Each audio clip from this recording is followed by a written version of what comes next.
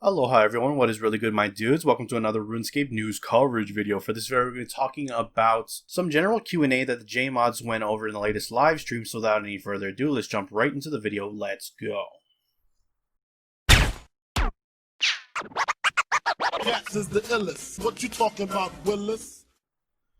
To start off for this video, guys, I'm going to talk about some of the bad news, or the unfortunate news at least. Starting off with things that are potentially cancelled or not being worked on. Starting off earlier this year, we got the release of the War's Retreat, and there were talks about improving the max guild. They said on stream that they thought that this was gonna dramatically lower the use of the max guild, but it turns out that players are still using the max guild frequently, so it's not gonna get any full rework, at least anything on the scale that they intended initially, but they might do some small ninja things here and there. Next up, if you're looking for a winter weekend at the end of the year, that is not going to be a thing. They are looking to add back these winter and summer weekends in the future, but when they do, they don't want to do it a copy and paste. They want to change it up, make it a little bit more exciting, so it's not going to be available by the end of this year, unfortunately. Next up, unfortunately for you lore players, they are not planning on adding anything like the Rite of Passage quest where you go visit Abana and see, the Avanci homeland and things like that.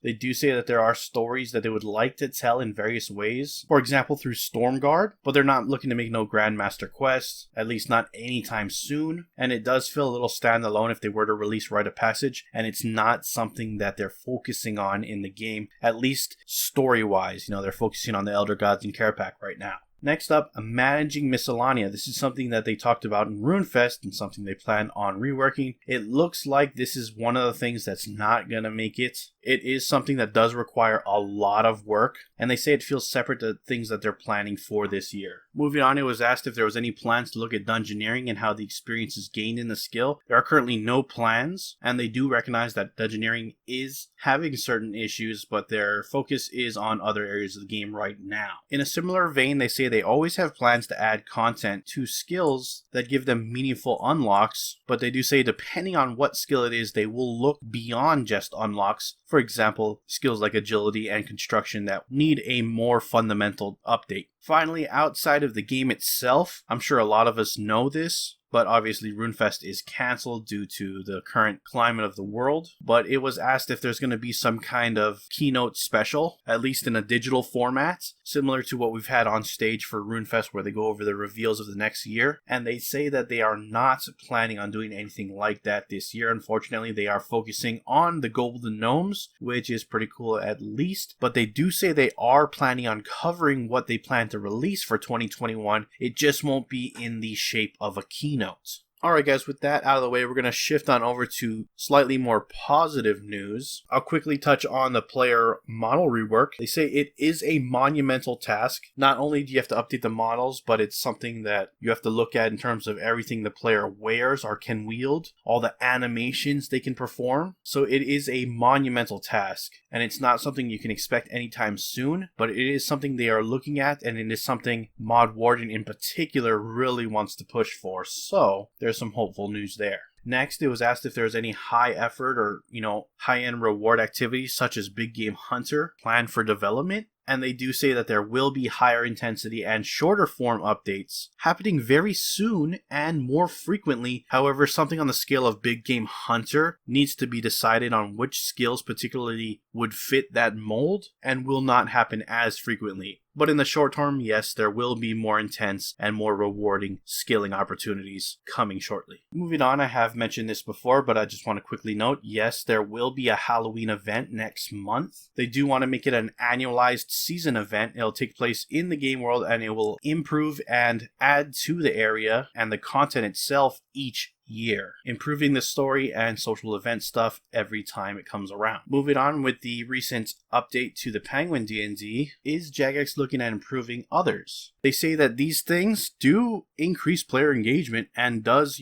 fit in line with their whole remastery format, so it's definitely something they would like to do in the future. maybe shooting stars or elder trees. Those two were specifically mentioned. Now moving on, I want to talk about the core experience. A lot of people have raised this as an issue when they announced that they're going to be moving the game, or not moving the game, but bringing the game to Steam, and that is, server issues. And they said there's actually a lot being done behind the scenes right now in order to address issues with the servers. Don't know exactly what that means or to what extent, but it's definitely something that they're aware of and are actively trying to improve. They also slightly addressed the tick rate improvements. It is still a very difficult task to tackle and needs to be reevaluated, basically where they work at one part of the time rather than everything at once, but other than that they didn't go into much detail. Next, UI scaling. There was actually a beta earlier this year with UI scaling where you could scale up your UI if you're using really high resolution monitors, which was a big problem for a long time. Not only that, there's people who are visually impaired and would like the UI to be larger, and that is something that is definitely coming, to the point where they say that UI scaling is going to be released quite soon. I don't know exactly when, but I don't expect it to be very long. They do mention that scaling down, however, does require more work, so that won't be with this launch and will likely be something that they tackle after the release of mobile. Alright guys, that'll pretty much wrap up a large part of the Q&A for this live stream. They did talk about the Orthen dig site, however there is a live stream next week going into further detail, so I'll save a lot of that information for later to do a video that's a little more comprehensive. The only thing I will mention is the requirements. It does require 90 archaeology, the associate's qualification, as well as the Desperate Measures quest. But that said, we'll come back next week and we'll get even further detail. Hopefully we'll get a look at some of the environments as well, but who knows, we'll find out shortly. I'm gonna wrap up the video there. If you enjoyed it, hit that like button. If you're not subscribed yet and you want to stay up to date on all things RuneScape related, then hit that subscribe button. As I appreciate you watching, I am out. Aloha.